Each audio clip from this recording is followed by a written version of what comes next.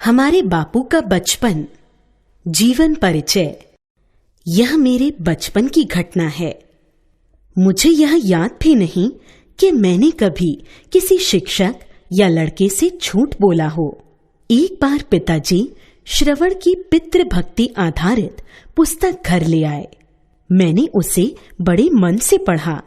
उन दिनों बाइस्कोप में तस्वीर दिखाने का प्रचलन था। तभी मैंने भी बाइस्कोप में अपने अंधे माता पिता को बंघगी पर बिठाकर ले जाने वाले श्रवण कुमार का चित्र देखा। उनका मेरे मन पर बहुत गहरा प्रभाव पड़ा।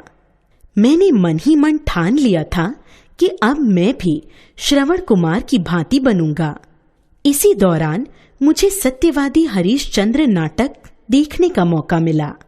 बार बार उसे देखने की इच्छा होती। हरीशचंद्र की तरह मैं क्यों नहीं सत्यवादी बन सकता, ऐसे ख्याल मन में उठते रहते। बल्कि यह बात मेरे मन में बैठ गई कि चाहे हरीशचंद्र की भांति कितने ही कष्ट उठाने पड़े, लेकिन मैं सत्य की राह से कभी नहीं हटूंगा और झूठ नहीं बोलूंगा। एक भूल की सजा मैं आज तक पा रहा हूं। पढ़ाई में अक्षर अच्छा होने की आवश्यकता नहीं, यह गलत विचार मेरे मन में इंग्लैंड जाने तक रहा। आगे चलकर दूसरों के मोतियों जैसे अक्षर देखकर मैं बहुत पछताया। लेकिन कहावत है, अब पछताए होत क्या जब चिड़िया चुग गई खेत। मैंने देखा कि अक्षर बुरे होना अपूर्ण शिक्षा की निशानी है। बाद में मैंने अपनी लेखनी सुधारने का प्रयास भी किया, परंतु पके घड़े पर कहीं मिट्टी चढ़ सकती है। सुलेख शिक्षा का एक आवश्यक अंग माना गया है। उसके लिए चित्रकला सीखनी चाहिए।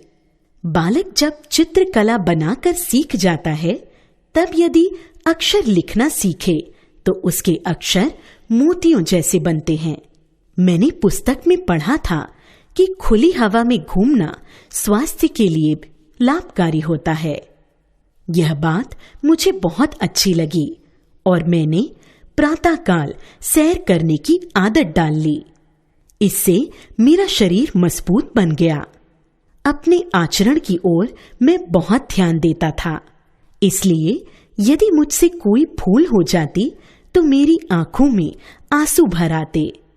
मेरे हाथों कोई ऐसा काम हो जिसके कारण शिक्षक मुझे दंड दे, तो यह मेरे लिए असहनीय था। मुझे याद है कि एक बार मुझे मार खानी पड़ी थी। मुझे उस मार का दुख न था, पर मैं दंड का पात्र समझा गया, इस बात का बहुत दुख था। यह बात शायद पहली या दूसरी कक्षा की रही होगी।